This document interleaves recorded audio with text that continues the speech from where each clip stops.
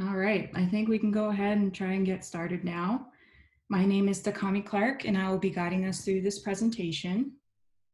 I represent an organization called Big Sky Public Relations, and we work with the Montana Department of Transportation on communications for many different projects. I'm the communications manager for this project and am available to help however I can throughout construction. MDT has hired us to help in a number of different ways, including providing updates during construction, creating press releases for the media, and hosting public meetings such as this one. Normally, this meeting would be hosted in person, but due to the COVID-19 pandemic and our concerns for the public, we have decided to host a virtual meeting. I have with me Craig Walker, the project manager, and Butte District Administrator Bill Fogarty of the Montana Department of Transportation, as well as Tyler Baumberger of Dick Anderson Construction.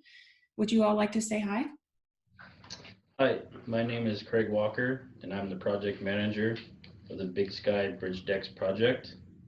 I lead the day-to-day operations of the project and will work with Takami to provide weekly updates and other information that anybody may be looking for during construction.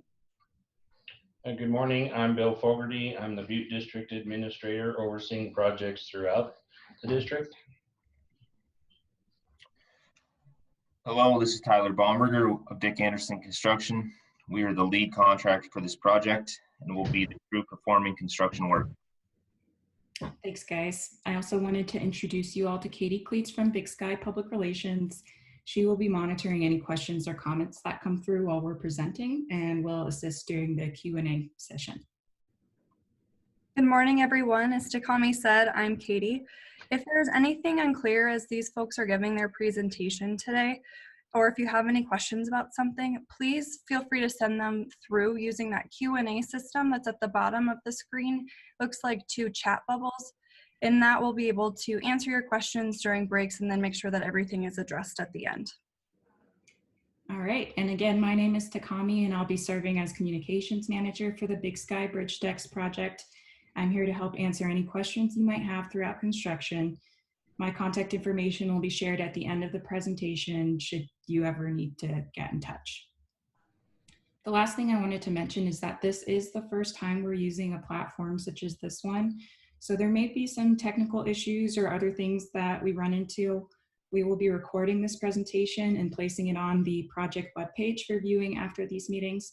And we don't foresee these virtual meetings replacing in-person open houses, but we do want to try and test this option out. So thanks for bearing with us. And with that, let's get started.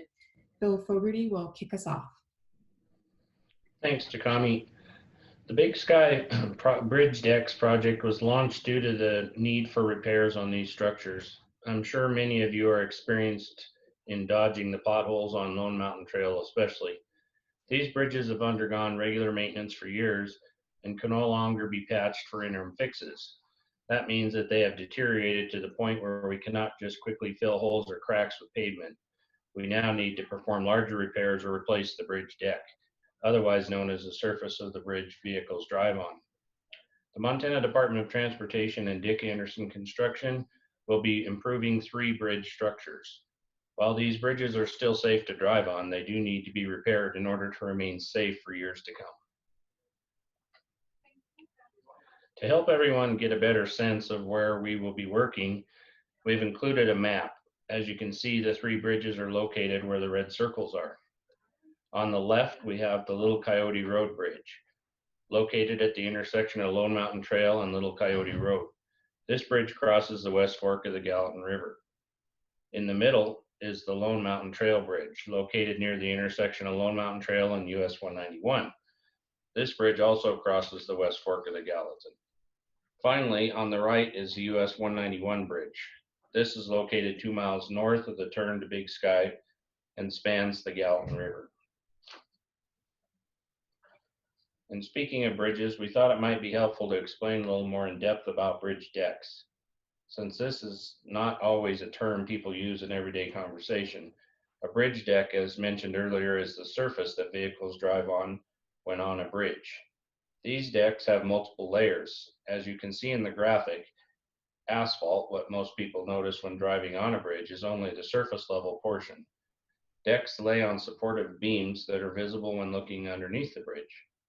Drivers might perceive this entire structure as being seamless with the rest of the roadway, since the asphalt is paved and marked similarly. However, bridges are unique and cannot be treated the same way as roads. MDT regularly inspects and analyzes these structures to ensure they are safe for all sizes and weights of vehicles. Once a bridge deck experiences a pothole, crews fill the area with pavement as a quick repair to ensure the full structure does not degrade further. You might be familiar with seeing many of these patches on the structures we have identified. Once damage permeates the layer of a deck beyond the top surface, a more in-depth repair that fixes the deck layers or even a full replacement of the deck is needed. The underlying layers would not hold the pavement properly, so crews would not be able to simply pave over the top surface. This is the point we're at today. With that, are there any questions about what I've covered so far? Thank you, Bill. It's not looking like we have any questions coming in right now, but folks, please do feel free to send those at any time using that Q&A system down at the bottom. All right, thank you, Katie. I'd now like to turn things over to Craig Walker to talk more about each structure. Hi everyone, this is Craig Walker. Here we have a picture of the Little Coyote Road Bridge. It is actually the youngest of the 3 bridges built in 1979. However, the bridge has deteriorated so much that a full replacement of the bridge deck is needed. For those who travel on this structure, you might or may have even noticed areas where you can see other layers below the top surface of the deck. A bridge deck replacement involves removing the existing deck completely and replacing it with a new deck. We will only work on one side of the bridge at a time, so traffic will always be flowing on this structure. We are predicting minimal delays of 5 to 10 minutes for this work. Here is the bridge located right by the intersection of Lone Mountain Trail and US 191. This bridge was built in 1972. The bridge deck will be repaired. The layers of the deck underneath the structure are still solid and do not need full replacement, but as you can see, there are numerous potholes and patches on the top part of the structure. A repair will involve milling or removing the top layer of the deck. Crews then will fill any cracks or holes observed in the underlying layers so that those layers become seamless again. Then they will pave over the top to create a smooth surface. Work is again occurring on one side of the bridge at a time. We expect delays to be most significant by the structure as it is short distance from the traffic signal at the busy intersection of Highway 64 and 191. Delays can last as long as 15 minutes. Finally, we have the US 191 bridge pictured here. This bridge was built in 1952. The bridge deck is also being repaired, so the process is pretty much the same as the Lone Mountain Trail Bridge that we just discussed. Crews will first mill the area, removing the top layer. Then they will fill the cracks and any holes in the underlying layer. And then we'll do a concrete overlay over the top of it to make it seamless again. Work is to occur on one side of the bridge at a time. Delays may last up to 15 minutes during rush hour, but are expected to be minimal during off hours. Are there any questions about what we just discussed? Thanks, Craig. We do have a question. So could we go back and clarify what traffic control might look like? So our question from Luke was, will traffic be 2 directions or will it be limited to 1 lane at a time? This is Craig. It'll be 1 lane at a time, alternating traffic.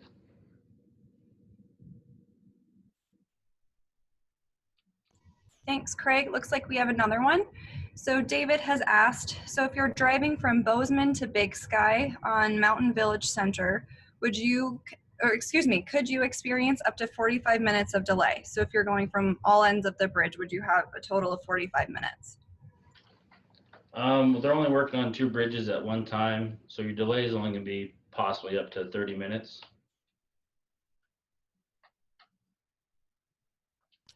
Thanks, Craig. Ron has asked another question. So he is curious to know what days and hours for work will look like. So they're gonna work Monday through Friday, typically 7 to 5:30. And Tyler with Dick Anderson, if you have anything to add to that, go ahead. Yeah, this is Tyler. Typically, we do work 7 to 5:30.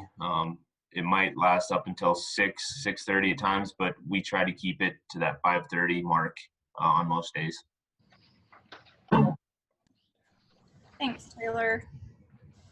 Just got another question in. Good job, guys. So the next question is the guardrail work on 191 from last fall done, or will more work be needed to finish up that project from last summer this year? That one is complete.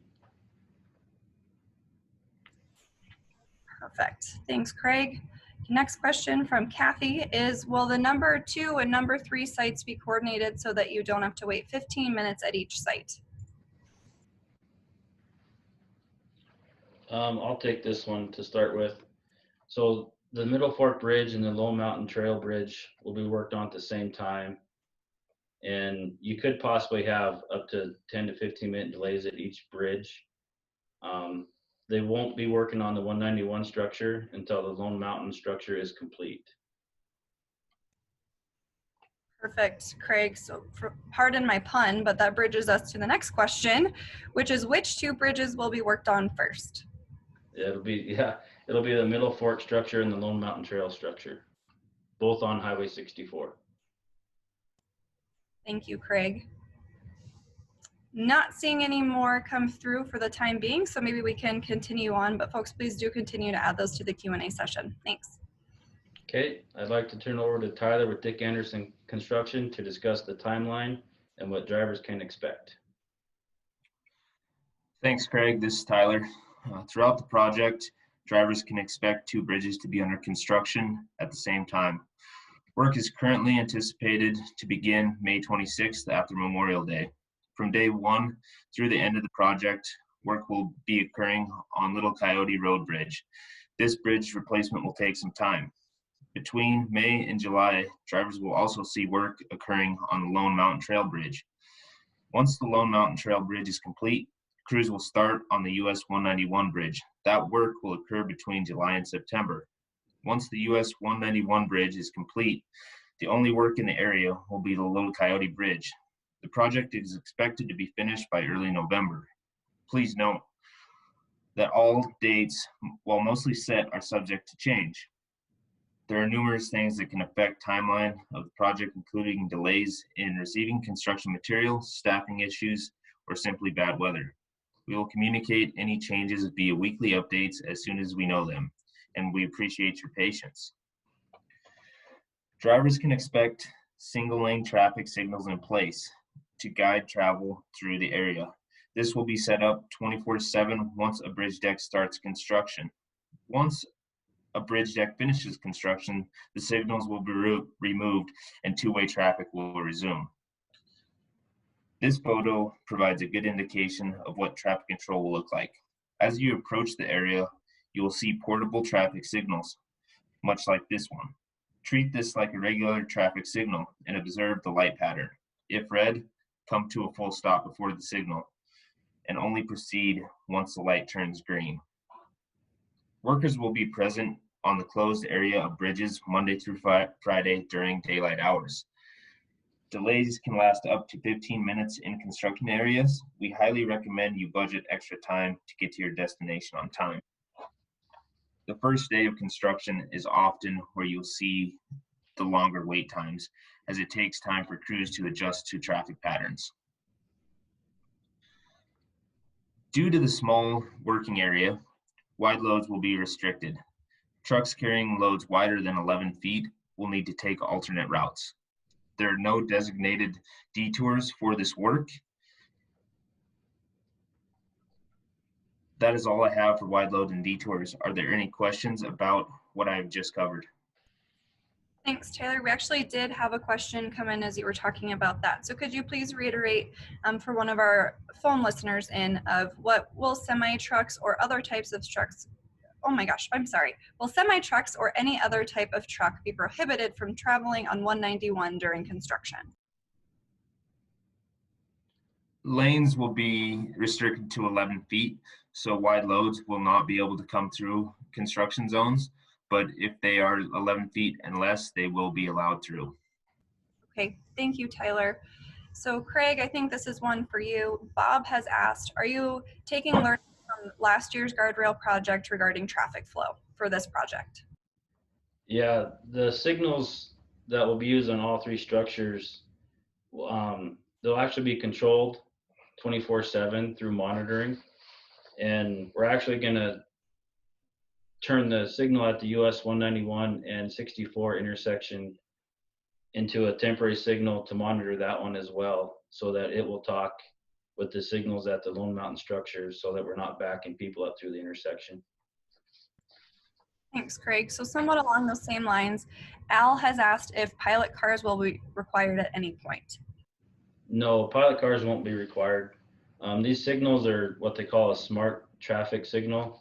They have radar detection and camera monitoring, so that they detect the last car through, and then that way whoever's on the monitor, if they see traffic backing up in a certain direction, they can turn the signal green for that direction to get them through. Awesome. Thanks, Craig. So a couple more questions that are coming through. One also regarding delays in traffic control. Bob is asking if anyone has thought about working on the weekends when traffic is minimal. At this point, we haven't thought about that. That is an option. If Dick Anderson or MDT sees that the need for weekend work is needed, we can.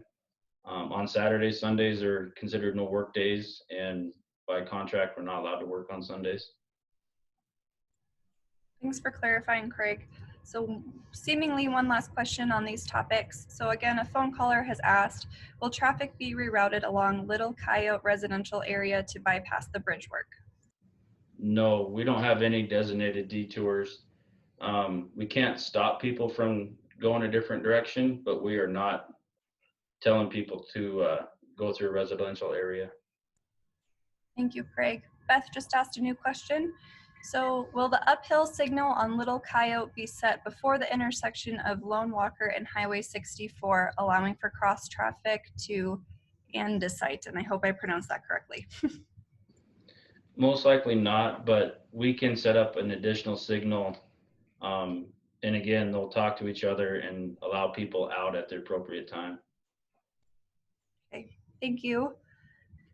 Looks like those are all the questions that we have for the time being. So maybe we can advance to talk about work zone safety with Takami.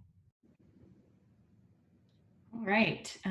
Some of you may already be aware of NDT's Vision Zero mission, but for those who aren't, this is the goal of 0 deaths and 0 serious injuries on Montana roadways. Fixing roadways is a huge part of our work towards that goal. The Big Sky Bridge Decks project is helping us meet this goal by ensuring these bridge decks remain safe for years to come. To make a significant impact on fatalities and serious injuries on all public roads in Montana, we also need the 5th E, which is everyone. Drivers can directly help us stay safe on this project. Crews are often located just feet away from vehicles driving through the construction area. Please help workers remain safe by slowing down, paying attention, and being extra careful as you pass through the work zone. Fines double in work zones. And Big Sky Public Relations is available throughout construction to address any questions or concerns. You can reach us by emailing me here at takami@bigskypublicrelations.com or the project hotline, which is 406-207-4484. The hotline is staffed Monday through Friday from 9 a.m. to 5 p.m. If you'd like to receive a weekly construction update, please email me or text Big Sky Bridges to 41411. If there is any urgent news on the project, we will also share that via the weekly update. I also encourage you all to visit our website, bit.ly/bigskybridges, to learn more about the project. We have uploaded a project brochure there, and we'll update the site each week with a new construction update. For our radio listeners, we are also offering weekly updates during construction. Listen for our commercials on 96.7 FM, 100.7 FM, 103.5 FM, and 104.7 FM. And I will leave this screen up in case anyone wants to keep reviewing this information, but I would like to now transition to the Q&A session. So if you do have a question that wasn't answered earlier, please use the Q&A system to message us, and we have the remaining time to answer any questions you might have. Thanks, Takami. So we did have a question from the Big Sky Fire Department come through. So Craig, I'll direct this one over to you. And I did let Dustin know that we'll make sure to follow up with him offline as well. But Dustin is asking, how will we address communications with emergency responders to be able to make it through the construction site? So that they had communications with the team last year on the 191 project and would encourage the same with these projects. So we have two options that we can pursue. One, our handheld radios, we can turn it to the mutual aid channel so they can indicate us when they're coming through. And another option is, I believe the traffic control contractor can supply a remote to the fire station. When they come through, they hit the remote and it turns the direction they're going to green so they can get through, or it can turn everything to all red. And then a message board at the top of the signal will read emergency vehicles coming through, please wait. And I believe, Tyler, that is an option from your sub. Correct, Craig, that is an option with the smart work zone technology to have those messages displayed. And I think there's some sensors on that smart work zone technology that will allow emergency services through and keep the other direction red to allow them through in a timely fashion. Thanks, Tyler. Yeah, thank you both. And Justin just responded and said, that sounds great. We'll plan to have a meeting prior to construction to go over everything. And he thanks you all for your work. Dustin, I would also encourage you to reach out to Takami directly with her email there to make sure that she has your contact information and we can ensure coordination moving forward. Okay, we have a couple more questions coming in. So Tally has asked, this work will coincide with the installation of turn lanes, a pedestrian tunnel, and a new stoplight, correct? Is all of that going to be coordinated through a central point? Yeah, the company that supplies the traffic signals, they have an office where all their smart technology is monitored.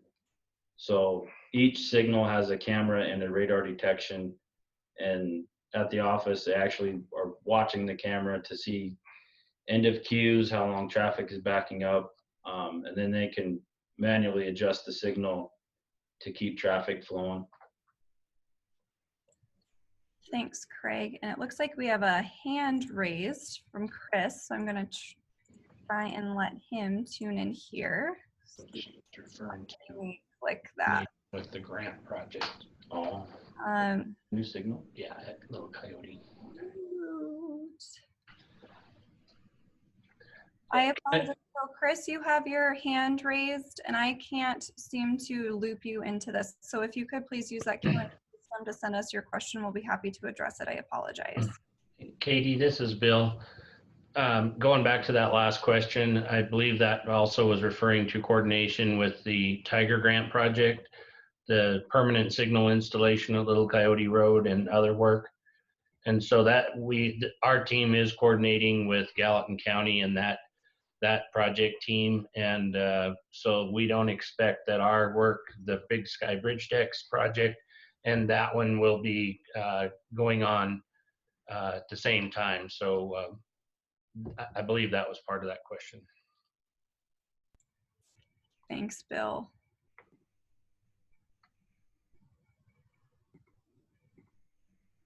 Yep, that seems to answer the question. So thank you for clarifying, Bill.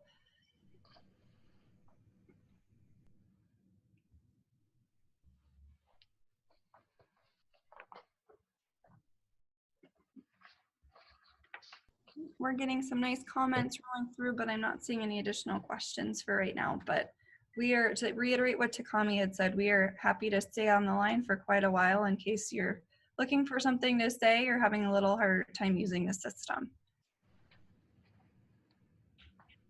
Yep, thanks, Katie. I just wanted to reiterate too that if you are good with what you've seen here, you're welcome to leave the meeting. But for some of you guys who may be having trouble, or if you just have some really specific concerns that you want to touch base with us, you're welcome to ask those. I really appreciate everyone attending our virtual open house. Please always feel free to reach out about any other questions. We're definitely here throughout construction to help.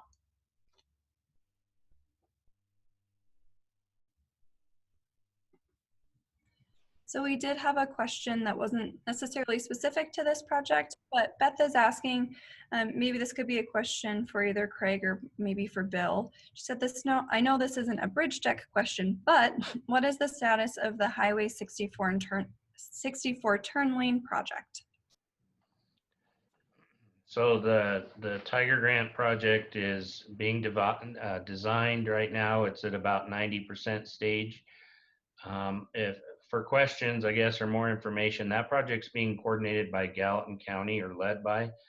And so we do have some contact information for the grants coordinator at Gallatin County. Her name is Jamie Grabinski.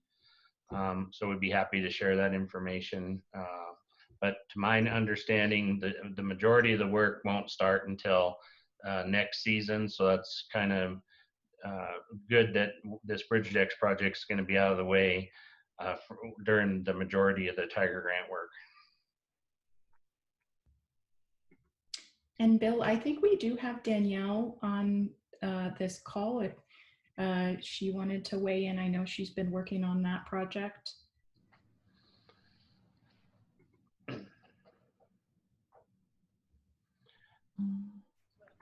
Yes, I'm here. Can you hear me? Yes. Great. Yes, this is Danielle Sharp with Sanderson Stewart, and I have been working on the Tiger Grant project. And we will have some good community updates coming out in the next couple of weeks. We're working on an e-blast through the Chamber of Commerce, and then a virtual community meeting kind of similar to this, where we will provide a more thorough update on the status of the project. But everything that's been stated thus far is correct. We're at about 90% on the design, and we're currently working on the right-of-way phase. We do need to acquire some right-of-way for the tunnel area. So that's kind of where we're at in the process, and then hope to bid the project as soon as the right-of-way is acquired. But knowing where we're at already, you know, kind of getting into the start of the construction season, it's possible that we may not get to start this year. If we can get a contractor on board and leave them with enough time to get started and it makes sense, I think they will. But we are kind of starting to try to prepare people for the possibility that it might not happen until next year. But we're pushing as hard as we can to get things wrapped up as quickly as possible. Thanks, Danielle. Yeah, thank you. Chris, it looks like we have been able to troubleshoot the hand raising challenge. I apologize that I couldn't do that myself. I believe if you want to try and answer your question, that we have now the capacity for you to be able to do so.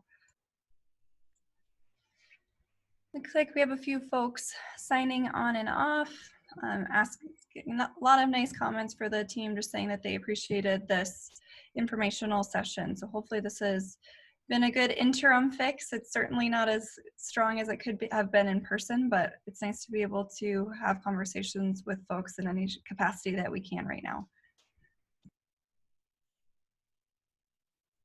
Yes, definitely feel free. This is Takami again, to reach out to me if you really did like this type of session. We'd be happy to keep exploring doing these kinds of options. And we are getting a few comments of people asking to mail the presentation back out to them. So Takami, would you mind reiterating what your process will look like after today and how folks could access this webinar moving forward?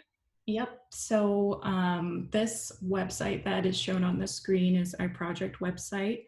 And if you visit that early next week, we should have the final presentations of both this time or this session and the 5:30 p.m. session as well. And we'll have both of those available on the website. So just look for that to be updated early next week. Thank you, Takami.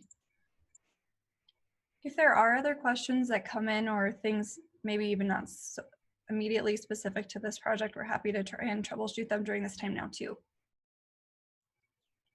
We did have a comment just in the general chat where Michelle had said that if future meetings are able to happen in person, she also said that she liked the ability to be able to watch the meeting online.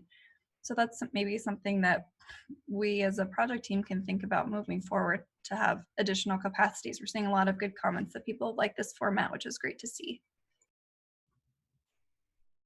Thanks, Katie. I've been thinking about that myself, whether we should have maybe a virtual option and an in-person option for some open houses. Yeah, absolutely, Takami. And it looks like we just had another question come through. So somebody who has called in has asked, in your project information, will you be discouraging people not to take alternate routes through the neighborhood? Yeah, like I said before, if someone chooses to, we can't stop them, but we're not directing anybody to go through a neighborhood or a residential area at all. And this is Bill. I'll add to that, you know, these, we call them smart signals or intelligent traffic control, but I think once folks, they built some credibility that is the signals with the folks that are driving through the work zones all the time. They are efficient. They're not just on a time for each phase. They're actually looking at queue lengths, so the amount of traffic that's stacked up in either direction, and the goal is to clear the queues with each phase. So I think that'll help also discourage that, you know, we're keeping our delay time short, we're managing traffic on the main line, and we're certainly not promoting use of other alternate routes. Chris, did you have anything to say? I saw that your hand was up. I was just seeing if it worked. We weren't sure. Gotcha. Sorry. You're all good. Well, I'm taking a look here, and it looks like most folks have signed off. And were there any last questions or thoughts from anyone?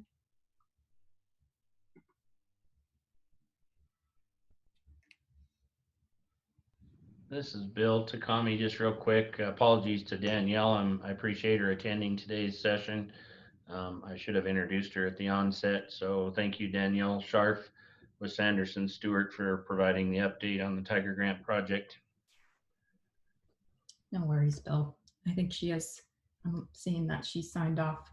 Okay. But I think that was all good.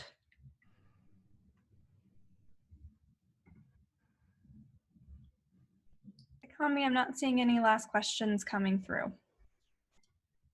Alrighty. In that case, if there's no other questions or comments, I'm gonna just say it's a wrap, a little bit early for this event. Thank you guys so much. And again, feel free to reach out if you do have anything that pops up or just wanna touch base about the project. Thanks everyone so much.